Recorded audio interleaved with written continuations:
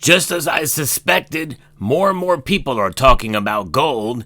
This time, it's Tucker Carlson, and he's blowing the lid wide open on what is going on with gold. Some of it I agree with, some of it I don't. Let's talk about it as we explore.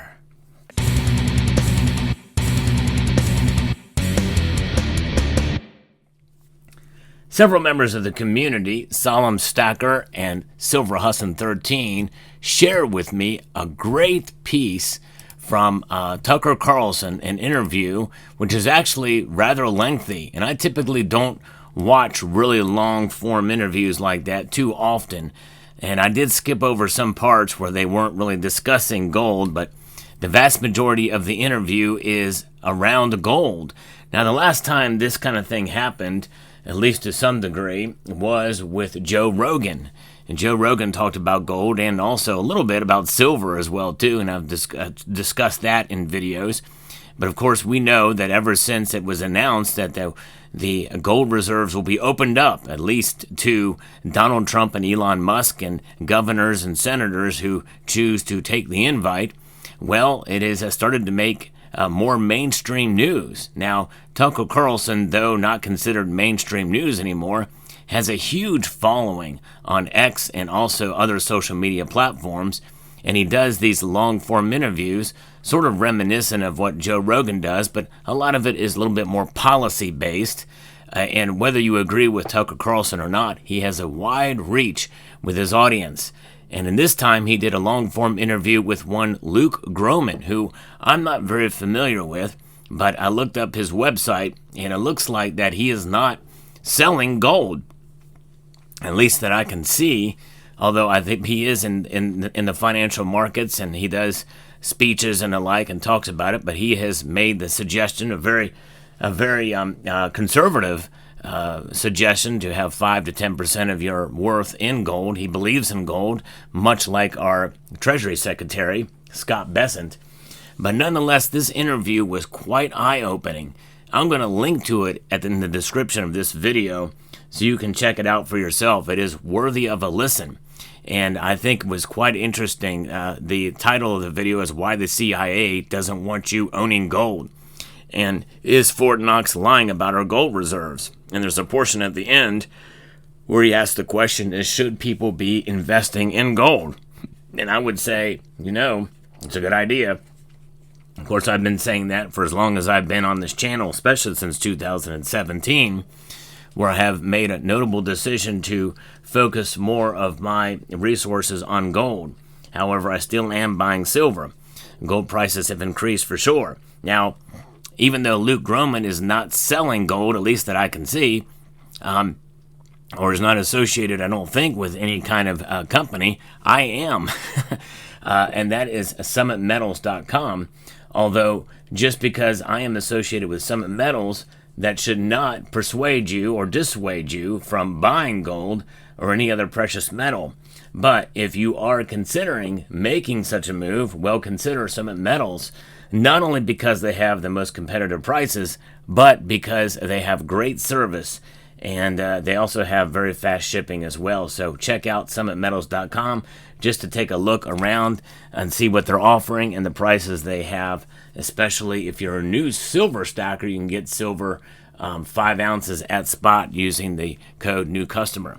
Nonetheless, so this interview was quite interesting. It did talk a little bit about what's going on with gold moving from London, from the United Kingdom, as well as some parts of Europe into the United States. A lot of it kind of confirms about what I have been saying about tariff fears, and but sooner or later that narrative is not going to hold as much weight, as there is a potential that the more of this happens, and it may be on purpose, there may be an underlying reason for this, and it could lead to gold revaluation.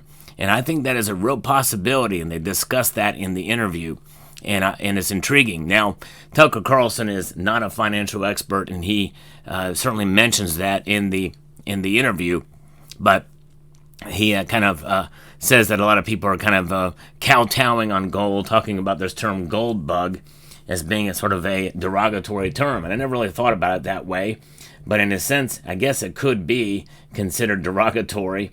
in some aspects, but nonetheless, he says that people are kind of afraid, even when among their friends, to say, "Well, I invest in gold," and saying it, well, because it's kind of looked down upon with the media, sort of conspiratorial, as people are buying gold, and it's a pet rock and that type of thing, or it's not, it's something to be ashamed of. However, I would say one of the big reasons why people that do buy it aren't public about it is because for their security, because they know it's valuable, and likely there's more people out there that understand that it is a pretty valuable metal than probably not, honestly. That's kind of where I disagree with them to some extent on that. And you want to be secret, you want to be safe. Now, obviously, I'm showing you some gold here, but that most of you are familiar with this channel, that I remain anonymous for reasons, and this is one of the major reasons why I do that. I have been a victim of theft of precious metals in the past, as well as guns. So I've learned that lesson a long time ago. I fought very hard because I wanted to actually start this channel several years before I actually did, but a lot of the reasons why I didn't is because of that fear and not being felt like I was prepared enough in order to start doing that. But nonetheless, security is so important, and that was not talked about in this interview, because I think the assumption was that most people don't really understand enough about gold and its value, but there's more that understand it than not, and nonetheless, there's still not enough people that really buy it or invest in it or stack it as a hedge against inflation, but not just inflation, against the entire system from which we find ourselves embraced or a part of these days, and that in terms of how the government runs, how the financial institutions operate, all of that. Gold is a hedge against all of that in due course. There's other aspects of gold and revaluation and what they would do. They talk briefly about that aspect as well too. So it's, especially with what's going on, so many moving parts, and about whether or not the gold in Fort Knox has been audited, and I guess the last real audit was back in the 50s, but they did talk a little bit about that and about the upcoming visit and what that could be. But nonetheless, there is an actual audit that does occur every single year, as Scott Besson has mentioned, but that audit is poorly lacking in its transparency, for sure. And so that is another aspect of it that people have got to realize, which is why this is being called out as a way to be able to see and check to see if the gold is there. And it should be audited and accounted for in every way, shape, or form. And it should be done on a regular basis. Maybe not every single year, but nonetheless, we should have the utmost confidence that the gold is actually there and transparent. They also talked about the other nations that hold gold, and these nations that hold gold and the actual reporting of their official reserves. And I think Tucker got confused there, thinking, well, China and India, they got a whole lot more than what's reported, but he's not taking into account that, yes, they do amongst their population, but not in terms of reserve assets. That's what they report in reserve assets by the International Monetary Fund, World Gold Council, and the like. Nonetheless, it very well could be that they hold stocks outside of that they're not reporting, and maybe in different accounts or vaults or what have you. We very well could be doing the same thing, which is why I posted a video recently about what that could look like. What if we have more gold? They find out that there's more gold in our under the treasury than what has been reported. Is there a secret stash somewhere else under the treasury? Who knows? You've heard this talk about a shadow government that could operate and could be assembled in a moment's notice. What if there's a shadow gold reserve as well? Of course, that's not being talked about, or not has been talked about there. Their reluctance, just as Trump is a little bit reluctant, and Elon Musk has showed his reluctance as to whether or not, or doubt, that there is actually gold in Fort Knox. We're going to find out soon enough. In fact, just yesterday, in a press conference with Macron, president of France, Donald Trump told him, we're going to go look at the gold in Fort Knox. He's been mentioning it on almost every speech since the first was talked about it on Air Force One, which I reported on that as well. Trump is very excited about seeing the gold in Fort Knox, no question about it, and it's a good thing. It's being talked about every time he talks about it and brings it up in the news, and it gets into wider and wider audiences. And there's no doubt that Tucker Carlson has a very wide audience here. So I think that's intriguing. And the last thing they talked about, was about this idea of, maybe that gold would be part of some sort of a reset.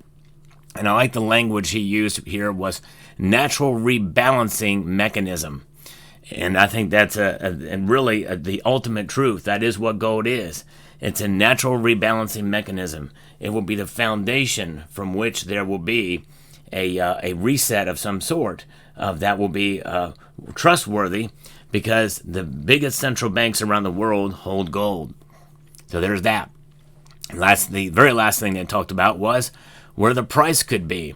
And he has a certain metric that he looks at that I've never thought about, but it does make sense. Luke Groman says, of course, I don't think it's quite this simple. There's other factors as well that will play a role, and that is the metric they use is the official gold reserves compared to foreign-held debt. And if you look at what it has been in the United States, it's been pretty consistent at 8,133 tons for quite a long time now, or thereabouts. It has fluctuated very slightly over the years. And essentially that has been averaged about 40%, but it's at 9% now, even with gold trading around $2,950 an ounce. In other words, he thinks there is quite a lot of room for gold to grow using that metric, which is just one part and one aspect of what could be to measure gold's value as opposed to, compared to other things. Debt to GDP ratio.